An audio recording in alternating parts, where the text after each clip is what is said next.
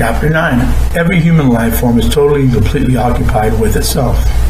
Even if you appear to be the center of someone else's activities, it is still the person and his preoccupations which are the real center.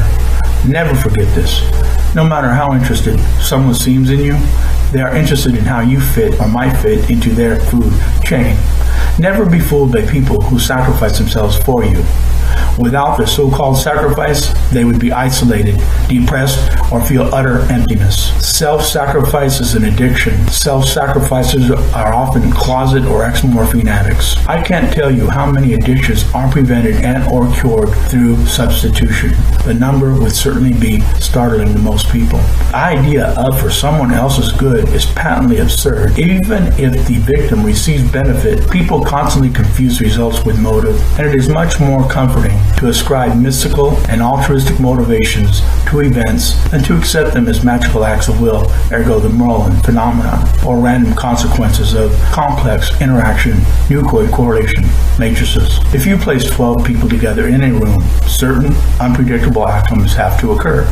This is true even if you limit the interest of the dozen to preparing and sharing food. Every human, while occupied with themselves, desires to get away from themselves and play follow the leader. Follow the leader is not always noticeable in every area of a person's life, but the desire to follow must express itself somewhere in a person's life. Masters have learned how to use this instinct in themselves and in others. They can imitate others and reflect those qualities which the person loves and admires in themselves. The expert can always spot the areas in which a person wants to follow or be dependent. Once this information is properly assimilated into the toxic magician's nucleoid correlation matrix, the magician begins to close in. He becomes more capable than ever of consuming the energies and resources of that person. So if you think you are strong enough, remember that no one really likes you. What they like is how you make them feel or how well you fit into their resource scheme. If a manipulator does something for someone, he never allows himself to be totally repaid.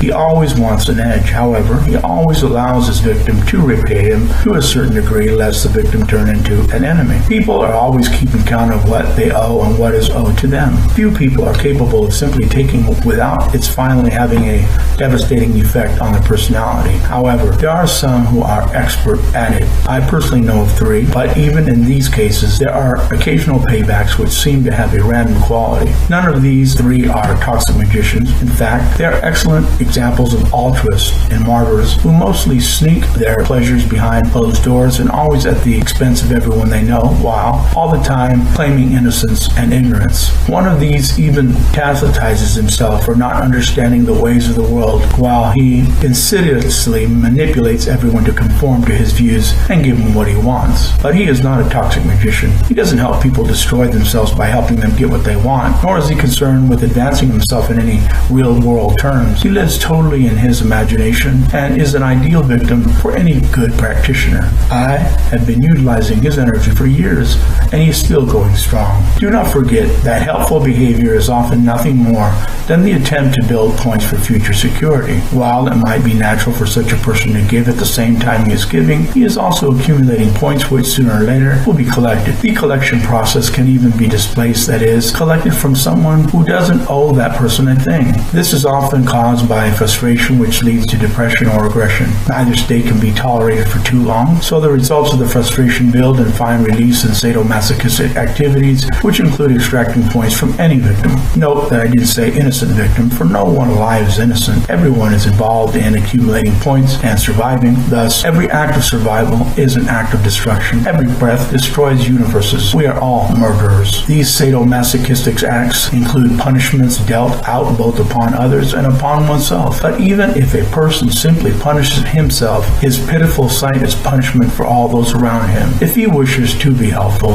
his best bet is to commit suicide, unless, of course, he learns how to be a toxic magician and uses his natural, self-destructive habits in a more effective and satisfying fashion. If you ever have to use force to get what you want, be prepared for anything, unless you are completely assured that you can destroy the other person completely and with impunity. Do not use physical force or the threat of physical force to get what you want. If you receive what you want, you will have made a potential enemy. There are exceptions. The threat of force may be necessary from time to time with certain skills schizoid, masochistic types who feel highly anxious unless they feel completely controlled. It will even be necessary to use actual force from time to time to keep such a person from going off the deep end. In this sense, you might consider yourself a lifesaver. Chapter 10. The disparity coefficient between toxic magicians and regular people is enormous, and this disparity is easily observable even among practitioners. The disparity coefficient is a number derived from complex mathematics which tells us the difference between how a person lives, ergo observed behavior,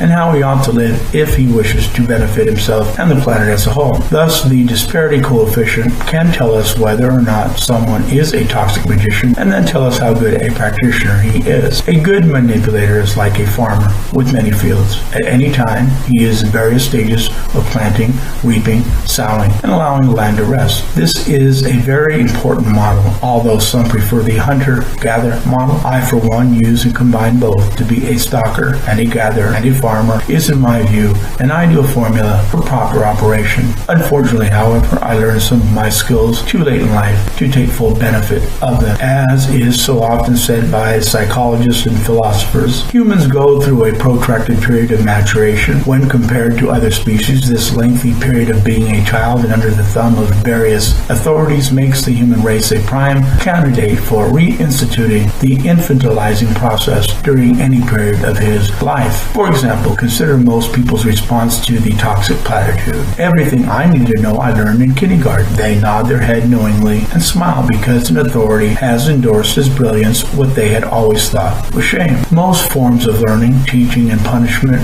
are nothing more than forcing infantile and childish roles upon others. Most of the modern health profession is pervaded by this technique of infantilizing the patient. It is especially common among physicians, dentists, and psychotherapists. The most adept of these might be called terrorist doctors. They are commonly found, for example, among the majority of gynecologists, ergo, who get their thrill from terrorizing women into signing off on unnecessary hysterectomies, and cardiologists who routinely stampede their victims into unnecessary, useless, and dangerous invasive procedures which must be done immediately or you could die at any moment. Ergo, this later group has been so successful that the zipper, which characterizes open heart surgery, has become a status symbol. Most psychotherapists, of course, have always treated their patients as infants. As the field has driven out the few good therapists in favor of the mediocrity of the housewife therapist, the opportunity for infantilization has expanded dramatically. Witness the self-righteousness witch hunt mentality of adult survivors of child abuse and the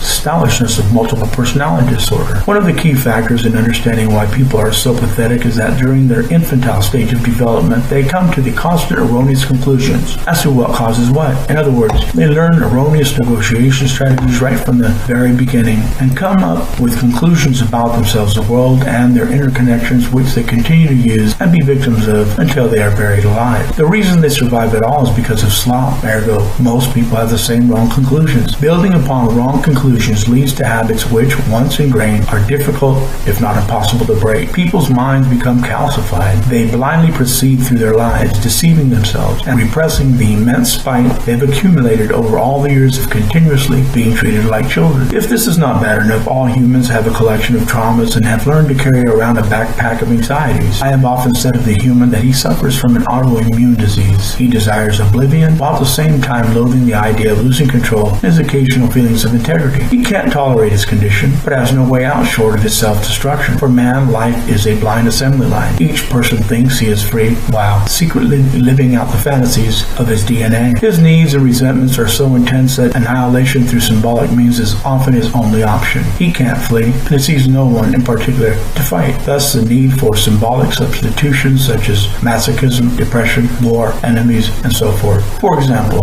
there are wars on drugs, fruit flies, border invasions, ergo illegal aliens, and even the occasional revolution. There is no therapy for the human condition, as death, decay, disease, detention, and dementia always force themselves on this pitiful creature in one form or another. One solution demands pitiful condition of dependency and vulnerability is narcissism. Buried somewhere in every person are delusions of grandiosity and perfection, and a desire to be admired admired. Although the direct expression of these feelings are not allowed, ergo through acceptable means, they are the basis by which the human being survives his dead-end condition. No matter what happens, each person holds onto these delusions. Without them, he would die. The toxic magician is quite aware of these complex dynamics and uses them for all their work. All governments, ergo some might assert that I should have said authoritarian governments, but this is in fact a redundant notion, count on their citizens to respond in typical infantile fashion. This includes identifying unconsciously with a more powerful force, even if this force enslaves, brutalizes, humiliates you. For most people, slavery is freedom. Thus, democracy is nothing but a ruse to hide the power and force of this technique. Adolf Hitler was an expert in its use. He knew that the German people wanted to be children with a strong, magical father to care for them. However, the German people, like any other group of people, would have felt offended if their nose was rubbed in what they had to become in order to get what they believed they wanted. The chronic process of making and being made the child is a technique at which every bureaucrat and government official is adept. This is fundamentally how the police operate. The master is an expert in this area. This is particularly true when others attempt to make the master practitioner into a child. He knows how to let others think they are accomplishing their ends, and as they relax and expose themselves, the master can strike if he so chooses. However, more often than not, the toxic magician will save the information he has gained by letting others make him into a child and then use it at the most appropriate times. The method of reducing everyone to a child is primary for this species and pervades this planet. All life forms have the means to turn every situation into a potentially infantilizing one. The toxic magician is conscious that a boomerang effect can occur when someone is made aware that they have to play a childlike role in order to get what they want. Unlike most people, the manipulator knows how not to use his authority to excess. No act of intimidation is free of a price, and the price for playing on the needs of adults to be children can be twofold: sabotage and dependence. Often both occur at the same time. The practitioner is well aware of what types of people will respond with what reaction. Sabotage is the most common method. Often this takes the form of passive-aggressive behavior. We note this often in the American factory when workers sabotage the company's profit because they resent the role of being told what to do. The worker, of course, carries this home to his family, where he has the opportunity to brutalize his wife, and she has the opportunity to brutalize the children, and the children have the opportunity to brutalize the pets. This is the essence of the nuclear family. The entire structure of the world is a food chain of infantilizing. Everyone gets to play adult and child in various situations, and many people relish any minor role of authority so they can get even. One way of counteracting rebellious employees is to give them the opportunity to infantilize someone else or to act in some role of authority. At one time, suggestion boxes serve this function. However, employers must continually come up with other techniques because employees have a way of finding out how seriously they are to be taken. Most people perform so poorly in the role of adult that they rarely get complete satisfaction from the process.